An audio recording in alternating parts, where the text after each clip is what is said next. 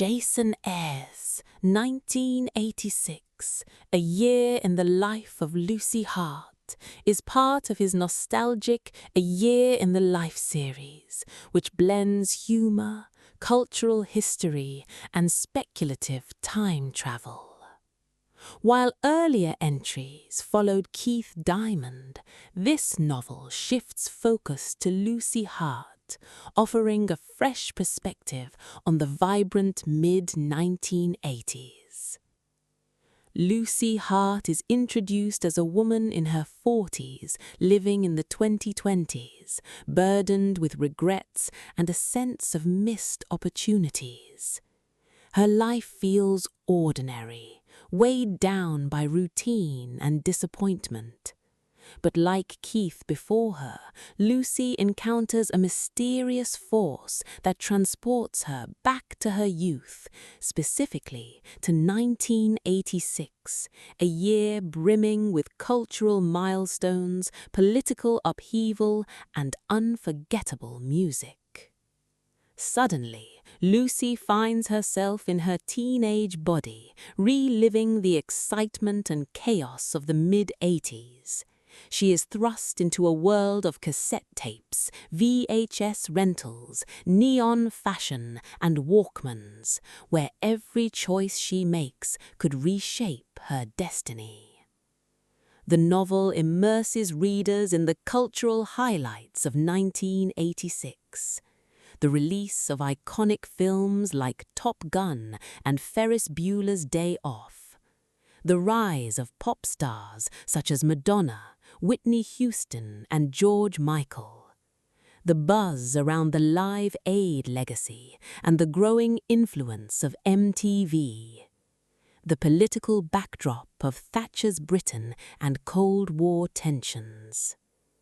Lucy navigates these events while reconnecting with old friends, revisiting youthful romances, and confronting the insecurities of her teenage self.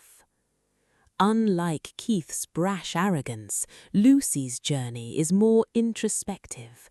She reflects on the choices that shaped her adulthood and wonders whether she can rewrite her future by making different decisions in 1986.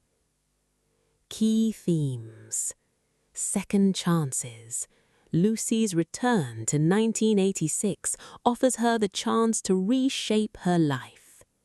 1980s culture, music, film, and fashion are vividly portrayed. Female perspective. Lucy's journey highlights the challenges of growing up as a young woman in the 80s. Time travel dilemmas. Every choice Lucy makes risks altering her future. The mid-arc explores Lucy's immersion in 1980s life. She revels in the joys of youth, school dances, concerts, and friendships, but also confronts the darker realities of sexism, peer pressure, and the limitations placed on women's ambitions. Her knowledge of the future gives her an edge, but it also creates tension. Should she intervene in events she knows are coming, or let history unfold? The climax arrives when Lucy faces a pivotal decision about her career and relationships.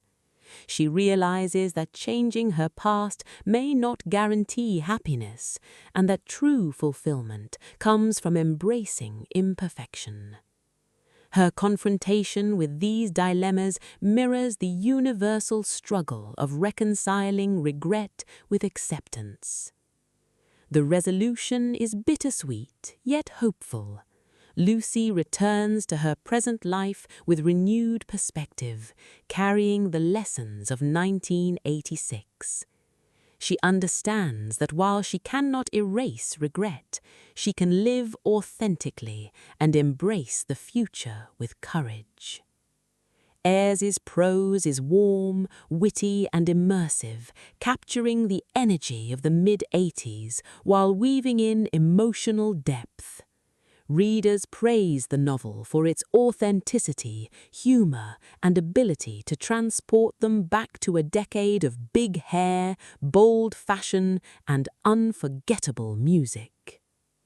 Ultimately, 1986, A Year in the Life of Lucy Hart, is about nostalgia, resilience, and the power of second chances. It begins with regret, crescendos in cultural immersion and self-discovery, and ends with hope and renewal.